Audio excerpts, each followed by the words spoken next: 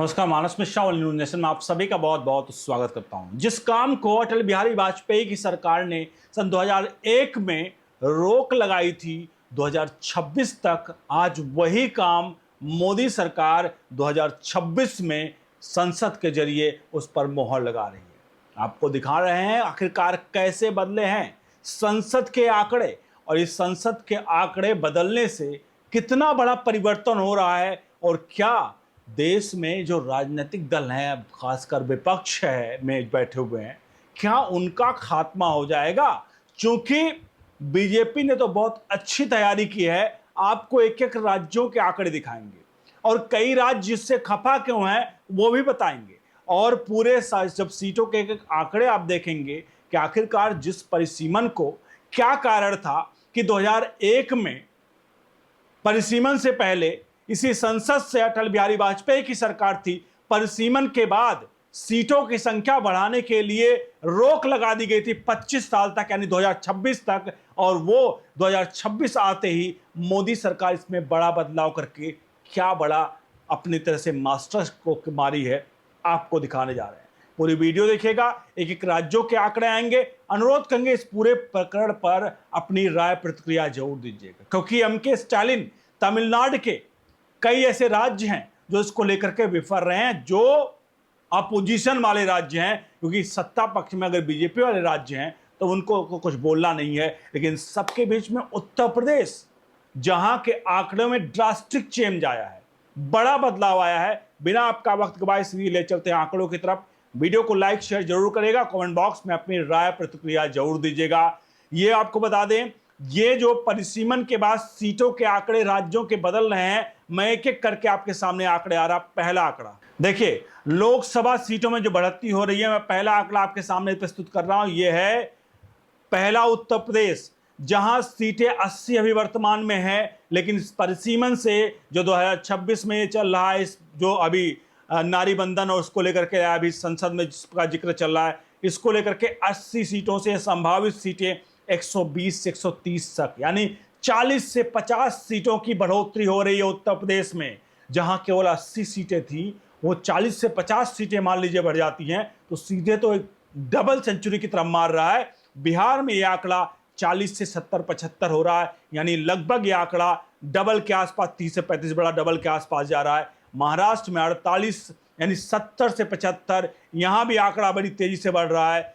पश्चिम बंगाल में 42 से 60-65 जा रहा है आंकड़ा, यहां भी अच्छी खासी बढ़त हो रही है। लेकिन अन्य राज्यों के मुकाबले पश्चिम बंगाल में थोड़ा सीटों की संख्या यहां पर कम बढ़ोतरी नजर आ रही है। बढ़ते अगले राज्य की तरफ, क्योंकि ये राज्य मत देखिएगा, अभी जब हम फाइनल आंकड़ों की तरफ बढ़ेंगे और कुछ ऐसे आंकड़े आएंगे जो होश उड़ाने वाले हैं यहां पर विपक्ष के।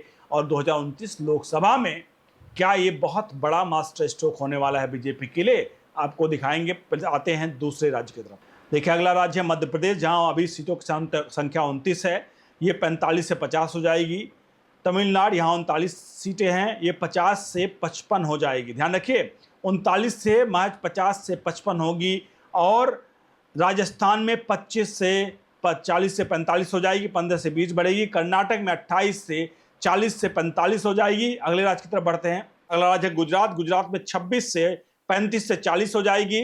आंध्र प्रदेश यहाँ 25 से 30 से 35 हो जाएगी। तेलंगाना 17 से 25 से 30 हो जाएगी। उड़ीसा में 30 से 35 हो जाएगी, यानी 21 सीट अभी हैं, 30 से 35 हो जाएगी।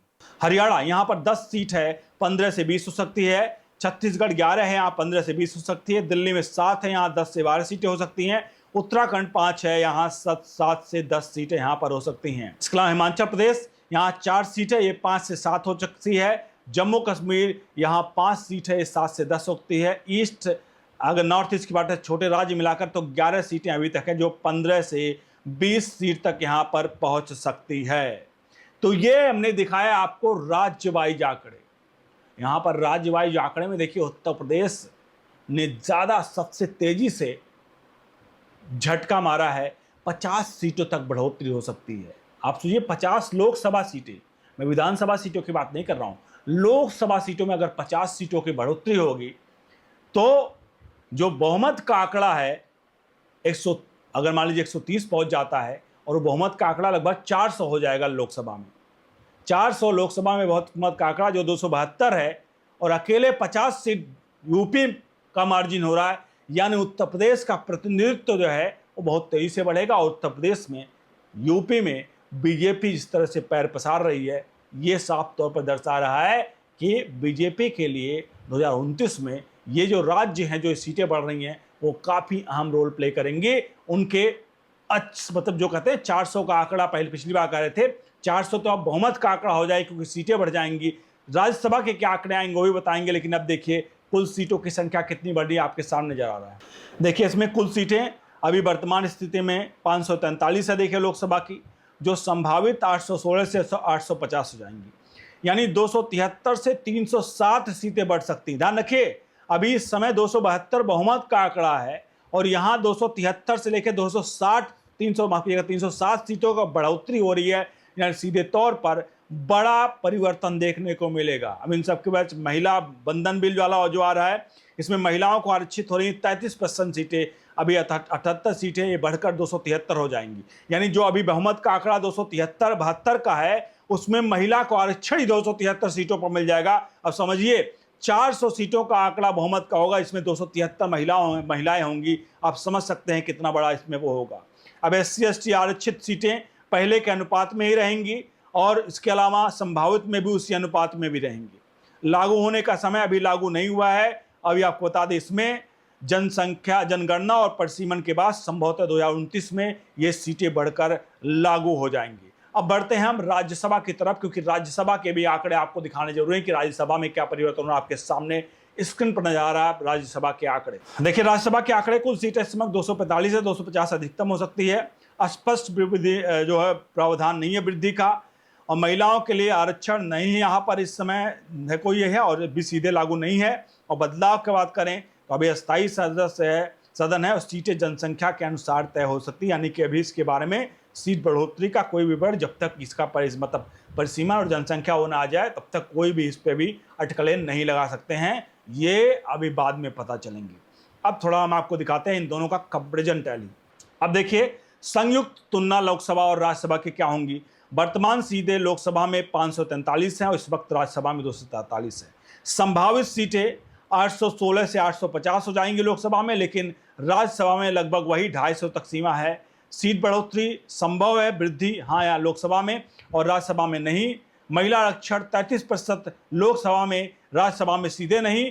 लागू होने का तरीका जो हो रहा है लोकसभा में और परिसीमन जनगणना के बाद, और राज्यसभा में अभी लागू होने का कोई वो नहीं है। इसका मतलब सीधे तौर पर ये जो इम्पैक्ट डाल रही हैं, ये सीटों का आंकड़ा सीधे तौर पर इम्पैक्ट डाल रहा है वो है लोकसभा पर, और लोकसभा से सीटों का आंकड़ा बढ़ने का मतलब है बीजेपी जिस तरह से कई ऐसे राज्य हैं। देखिए अब जहां पर बात करें तो पॉपुलेशन के हिसाब से उत्तर प्रदेश देश का सबसे ज़्यादा पॉपुलेशन वाला मतलब वो है राज्य है, तो ऐसे में उत्तर प्रदेश को तो बेनिफिट होना ही है, क्योंकि परिसीमन सीधे तौर पर आपको बता दें ये जनसंख्या के हिसाब से ही होता है। मान लीजिए पहले एक जिला था जिस जिले में 50 लाख लोग रह रहे हैं, तो पहले 50 लाख लोगों के लिए एक सांसद, उदाहरण दे रहा हूं मैं, 50 लाख लोगों के लिए एक सांसद था क्योंकि जिला का था।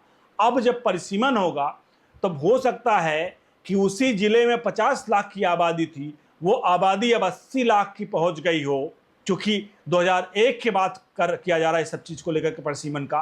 तो अगर यह संख्या 50 से 80 लाख पहुंच गई तो हो सकता है यहाँ पर 50 का आंकड़ा जो है वो 40 लाख पर एक सांसद मिलने लगे, यानी कि जगह एरिया नहीं बदल रहा है, लेकिन चूंकि अनुपात जो है जनसंख्या के हिसाब से देखा जाएगा तो 40 लाख पर एक सांसद मिलेगा। इस हिसाब से अगर 80 लाख जनसंख्या हो गई तो जो 50 लाख पर एक मिलता था वही अब 80 हो गया, और 80 लाख पर 2 सांसद, यानी एक जिले में ही 2 सांसद मिलने की इस तरह से एक उदाहरण के तौर पर संभावना है। और ये इसी प्रकार से परिसीमन का होगा और ये सब कुछ जनगणना के बाद ही पता चलेगा। वीडियो को लाइक शेयर जरूर करेगा। आपको क्या लगता है इससे बीजेपी को फायदा होगा? कमेंट बॉक्स में जरूर लिखिए। वीडियो को लाइक शेयर करिए। बने रहिए ओनली न्यूज नेशन के साथ। बहुत बहुत धन्यवाद।